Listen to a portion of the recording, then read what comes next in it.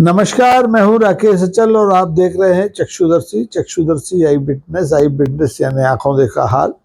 और आज के इस अंक में मैं बात करूंगा, कुछ कहावतों से शुरू करूंगा अपनी बात। और बात होगी 9 सितंबर को जो हमारे देश के नए उपराष्ट्रपति का चुनाव होना है उसके बारे में।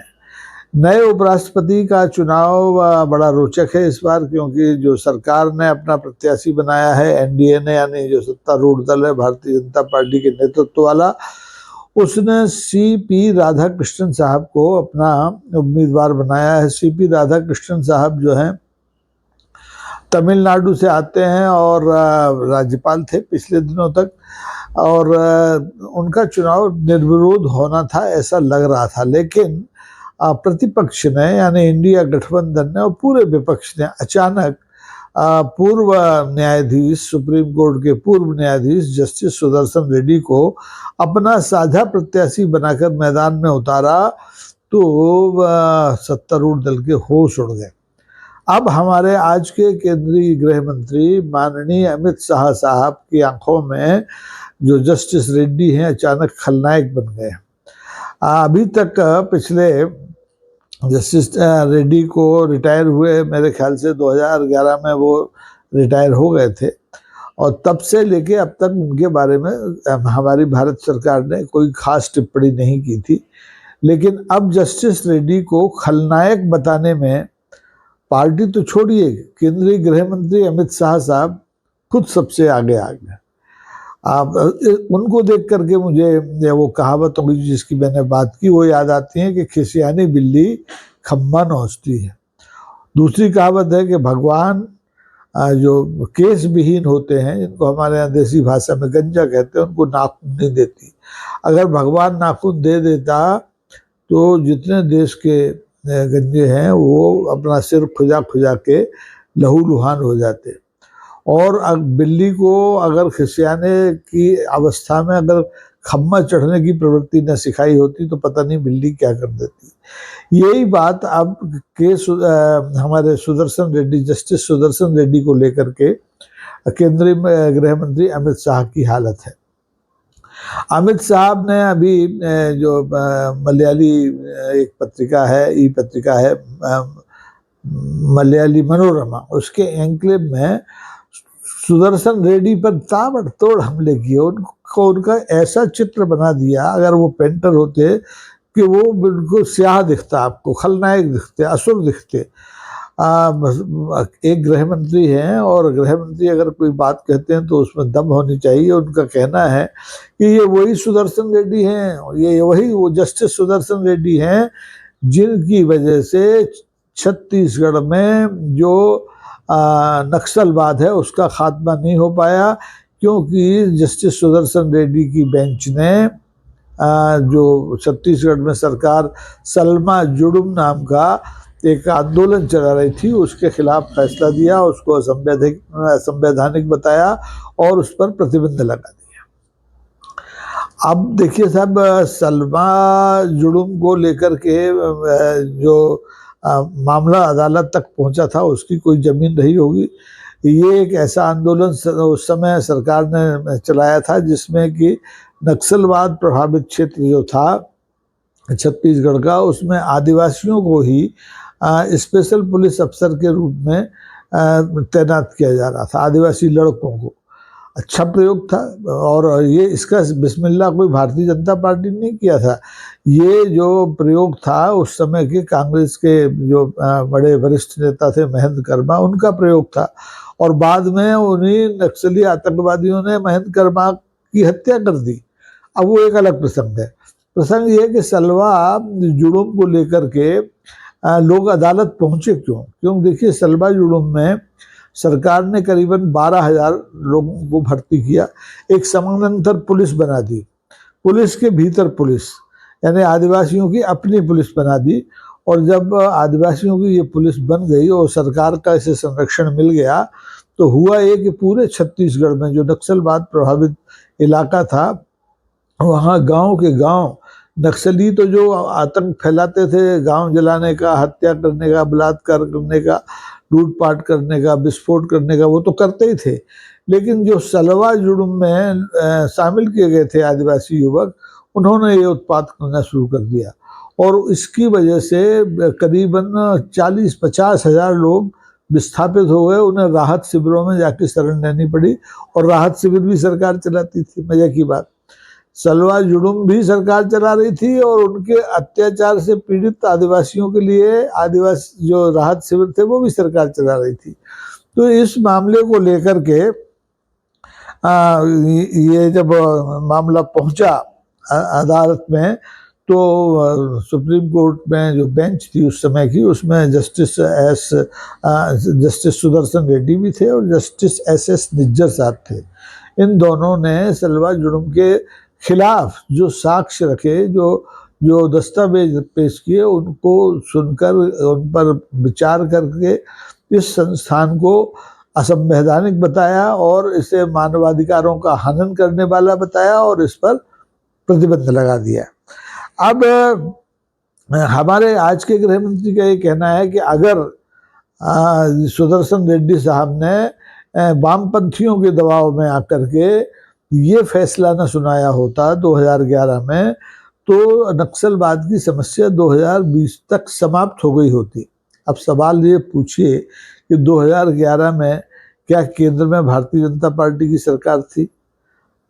तब किसकी सरकार थी? कांग्रेस की सरकार थी। तो ये सवाल अगर करना था तो कांग्रेस वालों को करना था कि आपने जस्टिस सुदर्शन रेड्डी ने एक गलत फैसला सुनाया। जब कोई न्याय की पदवी पर बैठता है, आपके मन का फैसला हो जाए, जैसे राम मंदिर का फैसला सुप्रीम कोर्ट ने सुनाया, तो जय जय करते हैं आप और फैसला सुनाने वाले को राज्यसभा में नामित करा देते हैं राष्ट्रपति की ओर से। और अगर कोई जस्टिस आपके सत्ता में आने से पहले कोई फैसला सुनाता है, तो आपको अब नींद खुलती है और आप कहते हैं कि ये जो जस्टिस हैं ये तो वामपंथी हैं, ये तो नक्सलवाद के समर्थक हैं और इनको वामपंथियों के दबाव में ही कांग्रेस ने अपना प्रत्याशी बनाया है उपराष्ट्रपति पद का। कितना हास्यास्पद बयान है, आपको हंसी आनी चाहिए। क्या इस समय देश में वामपंथी दल इतने ताकतवर हैं कि वो कांग्रेस पर दबाव डाल के और अपनी पसंद का प्रत्याशी बनवा लें? मेरे ख्याल से तो नहीं है। वामपंथियों का कहीं अभी आजकल कहीं पूरे देश में सरकार नहीं है, केरल को छोड़ करके। तो ये आरोप बेबुनियाद हो जाता है। दूसरा, अगर सुप्रीम कोर्ट का जो आदेश था असंवैधानिक बताने का सलवा जुर्म को, तो क्या 2014 में भारतीय जनता पार्टी की जब सरकार बन गई तो उसने इस मामले के खिलाफ फिर से कोई अपील की कि इस पर पुनर्विचार किया जाए इस फैसले पर? मेरे ख्याल से ऐसी कोई अपील की नहीं गई, क्योंकि अपील करने का कोई आधार था नहीं। तो इस संगठन के बारे में जो शिकायतें और जो पूरे देश में सुनाई जा रही थी, एक अखबार नवीस के रूप में मैंने भी उस समय इस सलवा जुर्म आंदोलन को लेकर के बहुत सी खबरें देखी, बहुत सी खबरें सुनी थी कि ये जो आंदोलन है, ये कायदे से तो गौड़ी भाषा में सलवा जुर्म का मतलब होता है एक तरह से शांति मार्च निकालना या किसी समस्या का शुद्धिकरण करना, लेकिन हो उल्टा रहा था। सलवा जुर्म के नाम पर आदिवासियों को न्याय मिलने की जगह उनका उत्पीड़न शुरू हो गया था। बलात्कार, लूट, हत्या, गांव के गांव जला देने का जो आरोप था वो नक्सलवादियों से ज़्यादा सलवा जुर्म के जो स्पेशल पुलिस ऑफिसर बनाए गए थे उन पर लगने लगा था। दंतेवाड़ा में तो उस समय मुझे याद आता है कि तब की सरकार ने 12,000 नाबालिगों को स्पेशल पुलिस अफसर एसपीओ बना दिया था और यही बाद में ये आपराधिक कृत्यों में शामिल हो गए। तो 5 जुलाई 2011 को एक नंदिनी सुंदरनी नाम की शायद कोई एक सामाजिक कार्यकर्ता थी, वो इस सारे मसले को लेकर के सबूतों के साथ सुप्रीम कोर्ट पहुंची और उन्होंने इस आंदोलन को, इस संस्था क्योंकि वैधानिक सी संस्था हो गई थी, पुलिस समानांतर पुलिस जैसी, तो इसके खिलाफ सुप्रीम कोर्ट में याचिका दायर की, सुनवाई हुई और कहा कि ये संविधान में जो हमारे अनुच्छेद 14 और 21 है उसका साफ उल्लंघन है और ये मानवाधिकारों का भी उल्लंघन है। तो अंततः सुदर्शन रेड्डी साहब ने और जस्टिस निज्जर एस निज्जर साहब ने इस संस्थान को अवैध घोषित कर दिया। अब अवैध घोषित करने के बाद अचानक 2000 कहाँ 11 अब 2025 अभी हम बैठे हुए हैं, इतने वर्षों बाद हमारे केंद्रीय गृह मंत्री को याद आता है कि अरे ये जस्टिस सुदर्शन तो वही हैं, जस्टिस सुदर्शन रेड्डी तो वही हैं जिन्होंने सलवा जुलूम पर प्रतिबंध लगाया था। तो किसी संस्थान पर प्रतिबंध लगाने वाला कोई संवैधानिक सुप्रीम कोर्ट का फैसला देने वाला जज अचानक खलनायक कैसे हो सकता है? ऐसे तो जितने भी फैसले सुप्रीम कोर्ट के लोग करते हैं, जो जस्टिस करते हैं, वो सब कभी ना कभी खलनायक बनाए जा सकते हैं। पिछले दिनों पिछले आपको वर्षों का याद हो तो जो चुनाव चंदा इकट्ठा करने का मामला था इलेक्टोरल बॉन्ड का, उसके लिए हजारों करोड़ रुपए सत्तारूढ़ दल ने कह पाए। हालांकि सभी दलों को थोड़ा थोड़ा मिला, लेकिन सबसे ज़्यादा सत्तारूढ़ दल को मिला था। तो उस फैसले को भी, उस इलेक्टोरल बॉन्ड को भी असंवैधानिक बताने वाले न्यायाधीशों को अब भारतीय जनता पार्टी खलनायक कह सकती है। जब जस्टिस सुदर्शन रेड्डी को कह सकती है, जो पेशे जन्मजात किसान थे, अपनी मेहनत से सुप्रीम कोर्ट तक पहुँचे। पहले उन्हें तत्कालीन सरकार ने हाई कोर्ट में सरकारी वकील बनाया, फिर वो न्यायिक सेवा में शामिल हुए 88 में जाके, तब जाके वो हाई कोर्ट में मुख्य न्यायाधीश बने और वहाँ से प्रमोट होकर 2007 में पहुँचे सुप्रीम कोर्ट। तो बजाय ऐसे न्यायाधीशों को सम्मानित करने की जगह उनके खिलाफ हल्के आरोप लगाना बहुत हास्यास्पद लगता है। मुझे तो लगता है, आपको लगता हो या ना लगता हो, क्योंकि देखिए जस्टिस सुदर्शन रेड्डी एक प्रत्याशी के रूप में अभी तक तो निर्विवाद है। उनके पास करोड़ों की संपत्ति नहीं है। उनके घर में यशवंत वर्मा, जस्टिस यशवंत वर्मा के घर की तरह नोटों से भरे बंडल नहीं निकले हैं। और तो और उनकी पढ़ाई लिखाई को लेकर के, उनके अनुभवों को लेकर के आज तक किसी ने कोई टीका टिप्पणी नहीं की, सिवाय केंद्रीय गृह मंत्री अमित शाह साहब को छोड़ के। और दूसरी तरफ जो हमारे सरकार की ओर से प्रत्याशी हैं उपराष्ट्रपति पद के, वो हैं बीबीए, सामान्य बीबीए। 65-70 करोड़ की उनकी पूंजी है, उद्योगपति है तो पूंजी स्वाभाविक है। और उनकी एकमात्र विशेष योग्यता अगर कोई है तो वो ये है कि वो शाखा वर्ग है, संघ में प्रशिक्षित हैं, जनसंघ में रहे, फिर भारतीय जनता पार्टी में आए, चुनाव लड़े, फिर राज्यपाल बने, लोकसभा गए, राज्यसभा गए। तो क्या ये एक अच्छी परंपरा है कि आपके खिलाफ अगर कोई प्रतिद्वंदी खड़ा हो जाता है तो आप उसको खलनायक के रूप में प्रस्तुत करने लगते हैं? कहीं तो जो जवान है इस पर नियंत्रण होना चाहिए। एक आप आरोप प्रत्यारोप भी एक स्तर से नीचे जाके अगर करते हैं तो वो हास्यास्पद हो जाते हैं और लोग हंसेंगे इस पे। आप देखिए केंद्रीय गृह मंत्री अमित शाह साहब ने जो जस्टिस सुदर्शन रेड्डी पर जो आरोप लगाए हैं उससे सुनकर लोग हंसेंगे, क्योंकि नंबर एक, न तो उन्होंने जो फैसला दिया वो अकेले दिया, एक बेंच थी उसमें दूसरे जस्टिस निज्जर साहब भी थे, एस निज्जर साहब। आप उनको भी खलनायक बताइए, उन पर भी उंगली उठाइए, उन पर भी आरोप लगाइए कि उन्होंने सुप्रीम कोर्ट के मंच का वामपंथ के पक्ष में और नक्सलवादियों के पक्ष में गलत इस्तेमाल किया। बोलिए, आप भी हलफनामा दे दीजिए और कहिए कि मैं जो कह रहा हूँ वो सीना ठोक के कह रहा हूँ, इसमें कोई गलत नहीं है। लेकिन आप ऐसा कर नहीं सकते। राजनीति में गाल बजाना एक अलग चीज़ है और तथ्यों पर बात करना एक अलग चीज़ है। और भारतीय जनता पार्टी पिछले 14 साल से देश में तथ्यों पर बात कम करती है, गाल ज़्यादा बजाती है, क्योंकि गाल बजाने में तथ्यों की ज़रूरत नहीं पड़ती, हलफनामे नहीं देने पड़ते। तो आज की स्थिति में ये हो गया है कि ये चुनाव बड़ा रोचक हो गया है।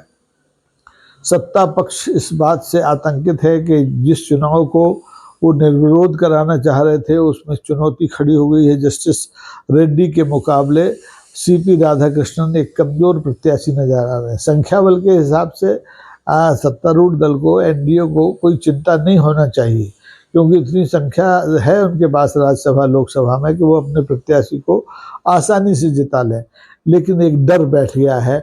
डर क्यों बैठ गया है कि पिछले दिनों जो कॉन्स्टिट्यूशनल क्लब का चुनाव हुआ उसमें केंद्रीय गृह मंत्री के प्रत्याशी को उन्हीं की पार्टी के दूसरे नेता रूढ़ी साहब ने हरा दिया और बुरी तरह से हरा दिया। उन्हें 392 वोट मिले। अगर ये संख्या स्थिर रहती है जो कॉन्स्टिट्यूशनल क्लब के चुनाव में हुआ वही अगर उपराष्ट्रपति पद के चुनाव में होता है तो आप तय मानकर चलिए कि सरकारी पार्टी के जो उम्मीदवार हैं श्रीमान सीपी राधाकृष्णन साहब वो चुनाव नहीं जीत रहे। और अगर वो चुनाव नहीं जीतते हैं तो ये सरकार की सबसे बड़ी किरकिरी होगी। बल्कि नैतिकता तो ये होगी कि सरकार अपने इस्तीफा दे दे और चली जाए, कहे भैया हमने हार मानी। लेकिन सरकार आखिर तक हार मानने वाली नहीं है। आपने देखा कि इधर संसद का सत्रावसान हुआ, उधर माननीय प्रधानमंत्री चुनाव दौरे पर बिहार पहुंच गए, गया पहुंच गए और उन्होंने संविधान के 130वें संशोधन पर करके जो विधेयक लाया गया है उसकी वकालत शुरू कर दी। उन्होंने कहा कि हम भ्रष्टाचारियों को नहीं छोड़ेंगे, एक एक को जेल जाना पड़ेगा। और उनका ये भी एक दावा है कि 2014 से लेके 2025 तक 11 साल में उनकी सरकार में, उनकी पार्टी की सरकार में, उनकी डबल इंजन की सरकारों में कोई भ्रष्टाचार नहीं हुआ। जितने भी भ्रष्टाचार हुए हैं वो सब दीगर पार्टी के लोगों ने किया है, वो ही जेल जाएंगे। और ये जो कानून संविधान संशोधन का बना है कि 30 दिन अगर आप न्यायिक हिरासत में रह लिए तो आपको कुर्सी छोड़ना पड़ेगी या छुड़ा ली जाएगी। तो यहाँ सब कुछ एक एकल तरीके से हो रहा है। बांसुरी अकेली बज रही है, इसमें किसी दूसरे के लिए कोई स्थान नहीं है। तो अब ये सरकार के हाथ में है कि वो जिसे चाहे नायक बना दे, जिसे चाहे खलनायक बना दे, जिसे चाहे अधिनायक बना दे। जनता के हाथ में कुछ नहीं है। लेकिन ये धारणा अगर है सरकार की तो गलत है, क्योंकि जो कुछ है वो जनता के हाथ में ही है। अंततोगत्वा लोकतंत्र में जनता ही जनार्दन है। आप ये मानकर चलिए, आप चाहे मैन पावर इस्तेमाल कर लीजिए, चाहे मनी पावर इस्तेमाल कर लीजिए, चाहे मसल पावर इस्तेमाल कर लीजिए और चाहे मशीन पावर इस्तेमाल कर लीजिए, जब जनता अपना पावर दिखाती है तो सारे गणित फेल हो जाते हैं। तो आज के लिए मेरे ख्याल से इतना ही। आपको अब अगले 24 घंटे तक ये मंथन करना होगा कि क्या जस्टिस सुदर्शन रेड्डी खलनायक हैं, क्या उन्होंने 2011 में जो फैसला दिया था उसके बारे में 2025 में टिप्पणी करने का कोई औचित्य है, और क्या जस्टिस रेड्डी को वामपंथियों के दबाव में विपक्ष ने उपराष्ट्रपति पद के लिए अपना प्रत्याशी बनाया है। मामला रोचक है, क्योंकि जो हमारे पुराने उपराष्ट्रपति हैं जिन्होंने अप्रत्याशित रूप से पद से इस्तीफा दिया था, माननीय जगदीप धनखड़ साहब 21 जुलाई से ही गायब हैं। तो अब मुझे लगता है जब ये चुनाव हो जाएगा तब वो प्रकट हों तो हों। तो हमें 9 सितंबर का इंतजार करना चाहिए। 25 अगस्त तक नाम वापसी की आखिरी तारीख है और मुझे लगता नहीं है कि जस्टिस सुदर्शन रेड्डी जो विपक्ष के उम्मीदवार हैं वो अपना नाम वापस लेंगे और सत्ता पक्ष के उम्मीदवार सीपी राधाकृष्णन साहब को निर्विरोध जीतने के लिए रास्ता साफ कर देंगे। आज का अगर ये वीडियो आपको अच्छा लगा हो तो कृपा करके इसे शेयर कीजिए, इसे लाइक कीजिए, सब्सक्राइब कीजिए। नमस्कार, जय हिंद।